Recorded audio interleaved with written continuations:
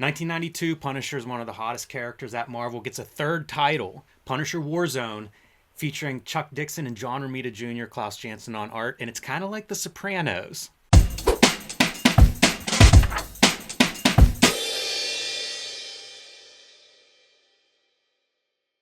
Hello and welcome to your favorite YouTube channel, Cartoonist Kayfabe. My name is Jim Rugg. I'm Ed Piscor. Want to remind everybody we're a daily comic book YouTube channel. We've been doing this for over 5 years. That means 1,700 plus videos that you can search on the Cartoonist Kayfabe YouTube homepage. Search by creator, character, comic book title. Pick your poison. You will find some videos there that you will love. I also want to remind everybody there's a link underneath this video for the Cartoonist Kayfabe Patreon. There are 3 levels of support there that'll get you access to our videos early. That will give you a leg up on the Kayfabe effect. When we show off a book you want to add to your collection, you'll be the first one picking that up because you will get these videos before they hit general population. And the best way to do it is at the King Kayfaber level because you get all the videos first because you sit in on the recording session. And that's always a good time, some back and forth with the King Kayfaber. So check out that link below this video, see if one of those levels suits you well. Ed, today we are looking at the Punisher Warzone. This was the 3rd monthly Punisher comic book that was launched 1992, a peak year of comic book sales, and Punisher was a hot character at that time, so let's do another Punisher comic book. It's funny to think like Spider-Man, Batman, Superman, Punisher. 90s, baby. A lot of angst in those 1990s. But they picked the right creative team for this. You see right here on this cover, JR is the signature. Makes me wonder, did he ink this one himself? Right, because you never see that, right? Yes. Like, it's never done. I would bet he didn't, because it looks so familiar to me. Like, if this was his first go-round, I couldn't imagine it being this successful and look like a, Al Williamson piece or whatever, or a Dan Green, because, like, it's that close to familiar to me. I was such a John Romita Jr. Like, he was probably my favorite guy that wasn't at Image in 1992. Right. And it was looking at things like his Daredevil run. Oh, yeah. Looking at Cable. He was kind of the pinch hitter for Rob Liefeld's Cable miniseries when Liefeld leaves Marvel and goes to Image. And there was just something about him. He had Kirby elements, right? Like that big, dynamic, bombastic style of figure. I really responded to that. And I was a Punisher fan at the time. So, like, this checked off all the boxes except for the Image corner box. You know what's crazy is these Punisher Warzones, I'm assuming that they always had newsstand distribution, but you could never find this series. Like, you can find War Journal easy, you can find regular Punisher, but I never got a issue of this until almost the end of Punisher Warzone, because it lasts a couple of years. But I don't know if it was just a direct market comic for a while or what. I'm pretty sure I would have gotten this off the newsstand, although 92 is when I started, I had to go to comic shops to get my Image fix, so it's possible. It has a barcode, so that's indicative of the newsstand, but newsstand's got fewer numbers. Also, when you're selling a bunch of books, man, you're doing all kind of gimmicks. Die cut in this case. Yeah, regular issue's probably $125, so get an extra $1 out of people. Very cynical. Pretty cool when you open it to the monochromatic. You get another piece of artwork because sometimes they would cut corners and you would just get, right. that Punisher skull would have been enough, just enough to sell your cutout. One of the things that I really loved about JR was you can kind of break down his construction. You can kind of see the way he thinks, the way he builds his characters, draws hands, guns, whatever. And the other thing that I really, really responded to in the work was the beauty of body language. One of the best guys to kind of balance a figure and get them in cool action poses and stuff like that. Fantastic video game, by the way. I don't even know that game. Yeah, a little point and clicker. Your body language on display right here, right? We've got a hostage who's struggling. We have a guy down, which is always a pain to draw. And we've got a dude on the edge with that hostage. Right. And I think he's selling that body language. Absolutely. Of like, not doing well. Having that head cocked up like at such a steep angle. Whatever drugs he's on, he's on the edge. Yeah. And it's very clear. Even like the kids looking out, it's very expressive, you're right. And a contrast, when I think of the Image guys, that is not something I think of as a skill set they have. Not even close. So a lot of stuff that's big and guns and stuff was something I was into with the Image guys. But otherwise, storytelling-wise, this dude's kind of doing a completely different thing. Yeah. This is written by Chuck Dixon. And, I've long on the record on the channel, I'll say it again. It is himself, Mike Baron. These are conservative, kind of like right-wing dudes. Perfect guys to kind of exercise their ideas with a comic like this. Very Old Testament. Yes. Retribution. If you steal some now and laters from your local bodega, this might be the end for you. This might be the last thing you see. And the thing about these guys too, that you can't dismiss is like the great, paperbacks, the male paperbacks of the day. The Destroyers, your Mickey Spillane stuff, your Elmore Leonards. Has that exact bend to it. It's exactly where Punisher comes out of, Yeah. and is still in that mold at this time. We've looked at, I think we looked at the regular Punisher series #1, and he's going to South America, to fight the drug lords. It's so in their good. domain. It is right out of those paperbacks. Totally, and the best thing to do is to like pull stuff from the zeitgeist. So like the Mike Baron stuff. It's like it's Contras. It's dudes sneaking weird shit into aspirin bottles. It's cults. It's like everything that they were talking about today, and I guess this is like Canon Films, drugs on the docks kind of shit. Yeah, I linger here, one, to show off our creative team, Gregory Wright on color, Klaus Janson doing the inking, but I also linger here because Klaus Janson, I think Zaffino has entered his like sphere of influence. And so you see it in these like diagonal cross-hatching, like kind of weird marks that work perfectly here. With a brush. But I love the stuff like for the barrel being just brushed out, and then like the brushes around, the fire that's coming out of this. There's just some really cool mark making on display on here. And I'll tell you, like, it's this stuff is the only stuff that makes me think of Jansen because of the approach. Like, I'm not used to him using a thick brush like this on inking the main figure. I think of him as a pen guy. It's a great contrast too, to bring your pen onto like the hatching on your Uzi compared to like the thick brushwork on the leather. Right. It's whenever and even like Punisher's beard, you can see different attempts to make this texture mean something. And Punisher's kind of like, yeah, do what you think is right, walking away from this law enforcement officer who he just saved her life. Her partner needs attention. You make the choice. Right. And that goes into your the conservative thinking, because it's still it's the good cops is still gonna do their job well kind of stuff. And then it's also a character building piece because it's showing you a Punisher ethics. Speaking of Punisher, this is a version of Punisher I had not seen up to this point. Absolutely. That like broken nose kind of almost like a goon kind of guy. Absolutely. Jim Lee was drawing Punisher whenever I started. A far cry from this version. Yeah, I mean this is a guy who's been through the ringer, who has that streetwise kind of like a pug in the face, Tyson Fury type character. Yeah. This dude was like a middle linebacker that washed out of the NFL. That's kind of old Punisher, and then clearly the JR stuff resonated to the point that they're going to get him on some of them gimmick shirts. Like they have to add the word rage. Really? We're not going to come up with that on that image isn't worth 1,000 words that are synonymous with rage? Those 90s, man, I tell you. You know who this does call to mind is Tex does some Punisher probably around this time. Yeah. And that would be the other guy who really puts the dirt and kind of the bulk on Punisher. Right. And takes him away from that cleaner Jim Lee style. Microchip is a funny conceit, because I could see it being a challenge for the writer of a Marvel comic where the pathology is something that always has to be shared and explored, So Punisher's such a singular character. You could either give him a pet cat that he is talking to on the rooftops, or a puppy. You need to have some supporting character to bounce him off of. What a better character sidekick than a kid? Because that would be your Batman and Robin version. Right. Let's clean it up a little bit. Right. I look at this warehouse where he's operating out of.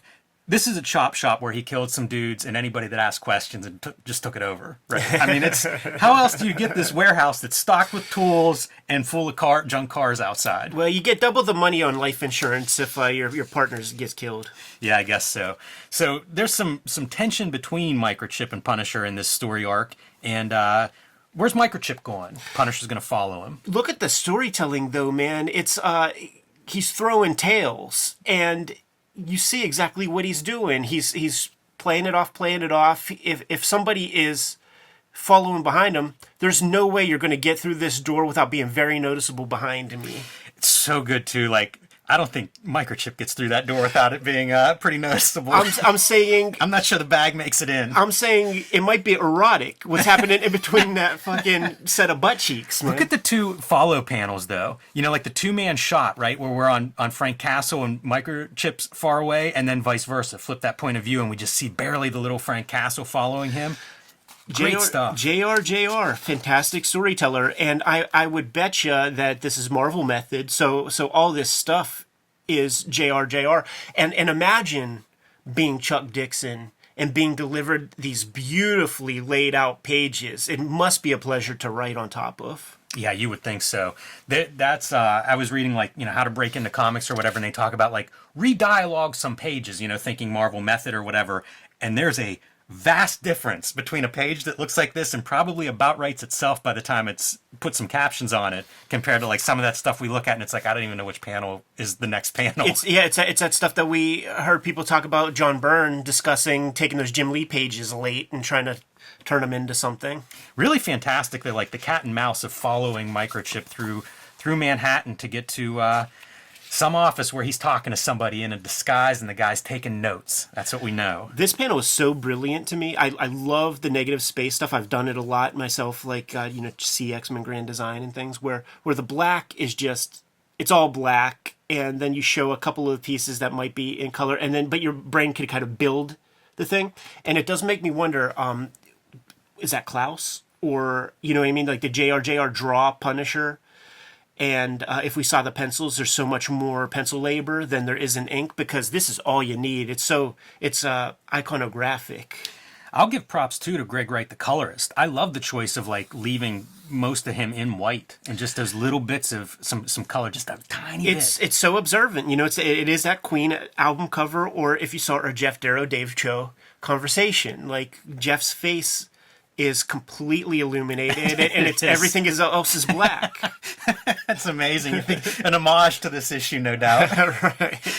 At Biscore here, going to have a solo art show with all the best Hip Hop Family Tree artwork at the 707 Gallery in downtown Pittsburgh from April 6th through the end of August. If you're going to be in town, make sure you swing through downtown Pittsburgh, check out that art show.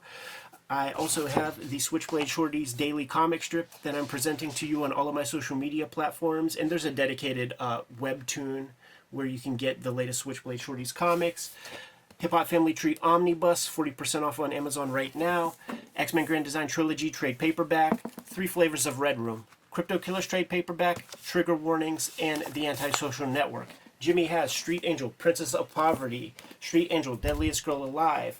He's self-publishing some stuff. True Crime Funnies, Black and White Zine, and the 1986 zine are available at his website, jimrugg.com. The Jim Rugg Hulk Grand Design is out of print in its Treasury Edition format, but it's coming to you soon in trade paperback. Now that we're done paying the bills, let's get back to the video. Again with the two, you know, the two-person shot is such a staple of filmmaking. Like when I see it done in these comics where it's done so effectively, so well, it just pops to me. And it's so menacing that the gun in giant close-up in between the two figures. It's like we're going to have a tense conversation here, Microchip. This is JR he's a kind of a bait to me when I meet people who are into comics or something like that, because the fanboys do not respond to his work. You know, that's something I did not realize until we started this channel, and then you would see some of the comments that are against him, and in my mind, like, I would read this stuff and think, like, it reads, like, this is, you don't have to read any of the words. Right. You know, like, it's so impressive is from an comic book artist standpoint. Like, I never realized there was a backlash until the last 5 years. Yeah, like, we'll see a lot of language come through whenever we're talking comics or showing somebody off, and they'll use the word, with some people, like Strowman comes to mind, oh, he's so underrated. And my thought is, you're hanging with the wrong people. Right. You know, because in my world, that's not the case.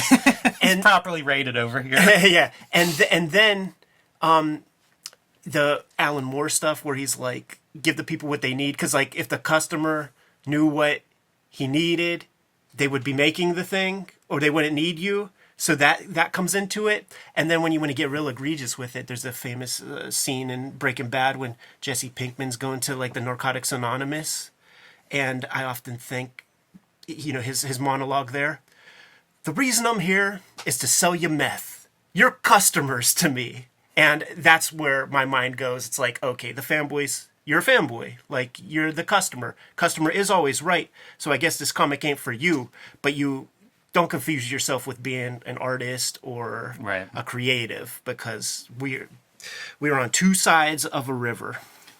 Some of Jansen's inking on this face, it's just sublime. It's those little tiny pen marks for the cheek. It almost should fall apart. It's so... I'm just such a fan of... These guys are making music here. And it's even subtle stuff, too. Like, this is an automatic pistol, and it's shot 5 times. And so fast that you see it all in one panel. That is a brutal weapon. It's also great, this exchange, right? Like, they have their fight and leave. This is a breakup. Yeah. It really is. Especially in, like, a macho comic, that's what you have. There's no love interest here. It's these two. Exactly. And Microchip says as much. And he's like, we're not married, dude. Right. And he's had it. And you see, Castle has the same reaction. Like, he's emotionally upset, Like, okay, this went kind of acceptably, but he's hurt. He says he hurt Microchip. He's acting like he's hurt, shooting the gun in the warehouse, flipping the table over. He'll heal. He just needs more scar tissue. He'd be talking about himself. Like this applies both ways. Yeah, totally. And that just, it speaks to that, Remo Williams vibe. All right, so we're going to do a quick cut because this is an ongoing monthly comic, so you got to have a B story. You got to have some subplot that we're going to be advancing. Yeah, it's got to go somewhere. And go to Colombia and some just cliche on cliche drugs and corruption. That's the one unfortunate thing when we get to these comics, because like I described, right? Like when you have the aspirin episodes of Punisher, when you have these cult guys, that's awesome. Maybe, you have your dirty bomb guys. When we have our dudes at the docks and like the narco terrorism stuff, like that's the most boring to me. Product of my time, that's all the, like we come from Noriega time when like that shit dominated the news so much. So it is straight out of that, but it's just not as fun. They were the I hate to say easy bad guys, but like the drug cartel of the 80s, even though this is 92, that was like your easy bad guy. We can just stock them in there. Yeah. They're almost like extras in the movie, roll them in. Right. I was on board for Shotgun. He shows up in Daredevil, I think is maybe his first appearances, but I thought he looked cool, and I was kind of like always waiting, like, is Shotgun going to get his own book? He's going to get a miniseries? And we don't get great payoffs, but what you do get here is pretty much a setup. Yeah. You can imagine that, okay, these two storylines at some point are going to collide. And that's the other thing with Punisher, because he doesn't really have a rogues gallery, like, you got Jigsaw or whatever, but what his rogues gallery is other dudes with guns. Yes. Bushwhacker. Yeah, and the guns are something that Romita draws the hell out of. Like, these guns look solid and, like, three-dimensional. Absolutely, man. Which speaks to that construction that we were talking about earlier. Even these guys, like, he shows you where the light bounces off them. You just see the shapes that build these figures. But Shotgun gets the image guns. And Frank Castle gets, Berettas and Desert Eagles and things that you could see in Guns and Ammo magazine. Yeah, it's strange. How about that? Yeah, dude. That's a time period, man.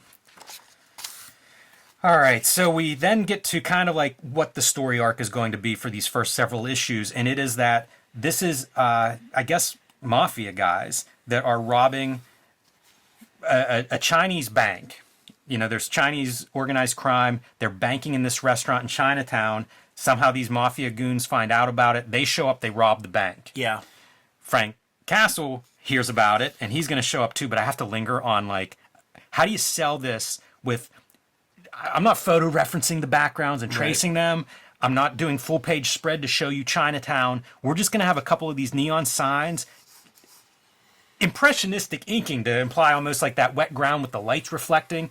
I love these 3 panels for those effects. Yeah, you know where this comes from to me in terms of comic language is the Wolverine miniseries that Frank Miller draws, and in that it's broken down even more to the point where all the color is surprint, and it really sells that effect a lot. When I saw this sequence, I started to think if you ever read the Andrew Vax the Burke series, like the triads and stuff factor in, and that's his bank, like that's his people. And I was like, oh man, are we going to get some of that? But no, the other easy bad guy in a Canon Films style comic is like the Chinese, like Black Dragon Society inside of, you know, the major metropolitan American cities. It's like one of those vestiges. It probably, you know, shows up in the pulps during what they called the Yellow Scare and things, and it's like a vestige of that or something. Dude, this is another 2-page spread of like incredible storytelling in space. Yeah. Because you've got a gang coming into a room that's already occupied by a handful of people. I mean, that's 8 bodies, I believe, in one panel at this point, and it's all crystal clear what happens. Goes in, gets rid of these dudes, takes the money, leaves, goes to the getaway car, and then, like, what's the worst thing that can happen? You open up that driver side door of your getaway driver, and he slumps out onto the ground. You remember Not good. You remember when car doors look like that? Yeah, man? I do, yeah. Some thick motherfuckers, man. And, of course, turn the page, get some money on that page, man. How much is that spread worth? Every time I see him doing his gun pages, like the cover comes to mind all the time. The guns are in a proper perspective and really going to a vanishing point. And I think about Art Adams, who never, that's like the one character that he drew the least for those reasons. And whenever you see him draw a character where like guns are involved, you take a look at his pencils and stuff. He's got to he grids out just like a block of perspective, like right here with a million little lines to try to, because like there's nothing worse than a gun that needs Viagra, you know, like a big old limp fucking gun that ain't pointing exactly where it should and stuff. Yeah, no doubt. How about this panel as like almost the gun spraying, you know, from this panel to this panel? Yeah. I think that's really effective. And then even directional devices for the way this is exploding. Like this is a hell of a spread. Yeah, it's all going to the focal point. And it's like, this is the focal point across the spread. The argument for spreads of the 90s was that they wouldn't have 2 focal points. And this really kind of doesn't in a way. I guess this is, but this is an exception that proves the rule, I would say. Pretty strong. This is the memorable scene for me from this issue. Yeah. This is what I remember as a kid. Kills all those dudes except one. Bops him on the head. Almost Three Stooges style. That's a pretty funny panel to me. This whole thing, look at that negative space piece. Hangs him upside down and has a proposition for him. Wants him to introduce him to his bosses. Bring me in as like your cousin from Kansas City. Now, the construction of this face even, it's in perspective. And the way that you could tell, you know, you see the under part of the top eyelid, you see the under part of the nose, you don't see the under part of the bottom lip, you see under part of the top. Like, there's so much construction to that that's like super, super sound. For what this comic is, you know, I'm betting that it's still Comics Code approved. That's ridiculous. Right. What is the Comics Code at this point? We've seen how many people have bodies in this issue shot. But Garth Ennis, Punisher would not do this cheap shit. Like I think that it might even be, you know, editorially mandated, or maybe it was chilling effect on Chuck Dixon. You know, no pun intended. But the popsicle thing. This is like the most memorable sequence. Oh man, I love it. This dude's like resisting. You know, he's not going to introduce him. Man, they got a code. I'm just saying that fucking Frank Castle would like at least touch that on him a little bit. Right on his butt cheek or something. It is funny to think that's some kind of code concession. That would have been a bridge too far, Ed. You can't burn that guy with a torch. And also, I think we're becoming bound by the page count here, because it doesn't work really. Like, you know, you have your waterboarding sequence, you know, like your you torture. Think this should be the end of the page, like the page turn should be there? I don't think, like, you do this thing and then you reveal, you show your hand. So he's showing that he has some kind of heart, and he's like, oh yeah, okay, yeah, I'll do that. I'll introduce you. Because it means that he has to fully let him go 100%. And that doesn't work. No? That doesn't work. Like, you get fully let go, like, you're immediately going to your dudes. You know, you're moving to Kansas yourself. That would be the move. Yeah, that's what I would do when I got let go. Exactly. So I'm going straight. So as a storytelling piece, like I don't think that works. I think it works great for a comic book of 20 pages. We've covered a lot of ground in this amount, and I feel like this would be. How long would this comic be today? 6 issues, man. Oh. So, you know, we basically get to the end of issue 1 and meet Johnny Tower. See, that's the part that I'm going to criticize. Yes, you know he's Johnny Tower because he has like a piercing pagoda from Century 3 Mall kayfabe earring and the gayest little ponytail That I've is ever seen. straight out of, you've just seen the latest Steven Seagal movie. Let's put that in the next Punisher. I was thinking, Joe Pesci. It was the Moonwalker video, like where he plays a bad guy in the Michael Jackson like short film, where Michael Jackson becomes a big robot, and he has that little. It's just like an inch, Yes, off the head. Yeah, that's funny. There should be like a super cut of that on YouTube of like all the bad guys that have like just the barely. And well, you know, Jim Shooter had one at some time, but I think his might have been longer. That's funny. But nevertheless, here we go, man. He's infiltrating the mafia. He's got the Christ on the chest, man. Do you believe in him? He's the savior. But this makes me think of Artie Lang on Stern. You know, he's Italian Catholic dude, and he talked about like his uncles in the mafia or something who were pressing people to pay up and showing up to people's houses with the Ash Wednesday shit on their forehead. Hey man, check this out. It feels like this might be like a redone page or panel. Yeah, because like it's like you don't see really the hatchings. Close. Yeah, the hatching. There's some differences, but I think like take the same pencils. Concept wise, yeah, maybe the same pencils. Even the forehead and the lighting on the nose seems like it's the same. Probably the same pencils. Wonder if this was done as like a possible cover, or if they just redid it like it was an early page, and they're like, you know what, that's not quite the style I'm going for. Or something. Yeah, it's possible that this could have been a promo piece because you know how like the catalogs would be several months in advance, so you need to like some salesmanship ahead of time. That'll be a Klaus question or a JR question for the future. Interesting stuff. And cover preview for the next issue, negatived out, so the inverse of the black and white there. I think it's a cool issue. I remember as a setup, it was like because Punisher often I think suffered from not really having much story. Yeah, like everybody's dead by the end of the issue or whatever. It's a hard character to write. This was kind of a neat concept of like he's going to go undercover as a mobster. Right. Good stuff. Ready to go? Yeah. Kayfabers, like, follow, subscribe to the YouTube channel, hit the bell so that we can notify you when new videos are available. Jimmy and I are on the road to 100,000 subscribers, so if you have not done so yet and you enjoy our content, please subscribe to the channel. Helps us out a lot. We have a Patreon where the King Kayfabers on the Patreon get access to all the videos before anybody else, mitigates the kayfabe effect, and is another way to support the channel. Ultimately, however, our books are the way that we're able to keep bringing you these videos on the regular. Jimmy, please let the people know what you have out in the wild, man.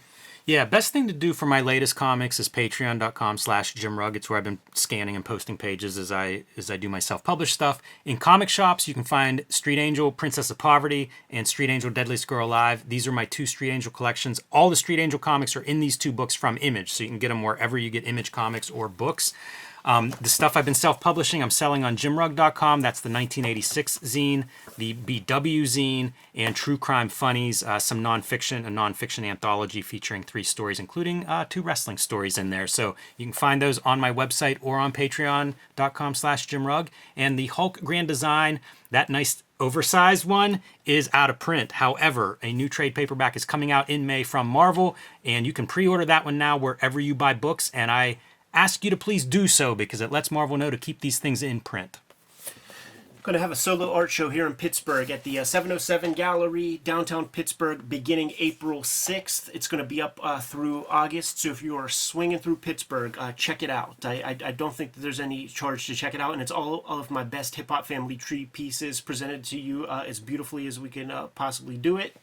So this is the daily strip that I've been working on for 2024, presenting it to you on all of our social media platforms. There's a Webtoon platform and such. Stay tuned for news on this in the future, and I present material ahead of time on my own Patreon. Hip Hop Family Tree Omnibus. You might still be able to get it pretty cheap on Amazon. It was like 40% off fairly recently. Best book I made to date. Bunch of extra pages. If you got the original Hip Hop Family Tree, there's almost 200 pages worth of stuff in here that you haven't seen yet. The X-Men Grand Design Trilogy trade paperback is in the wild right now. We recently released Red Room Crypto Killers trade paperback. Contains 4 self-contained stories in the Red Room universe. There are 2 other Red Room trade paperbacks. Once again, each of these all contain self-contained stories, so you can start at any place, and if you dig the material, then by all means, check out another Red Room comic. Once again, the books are the most important way to support the Cartoonist Kayfabe channel, but there are some direct ways to support this YouTube channel. Jimmy, let the people know.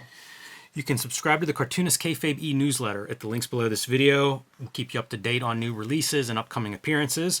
You can also buy Cartoonist Kayfabe t-shirts, merchandise, hats, mugs, stickers, and more at our spread shop. That link is also under this video. There you have it. All good ways to support the channel. Give them those marching orders, Jimmy, and we'll be on our way. Read more comics.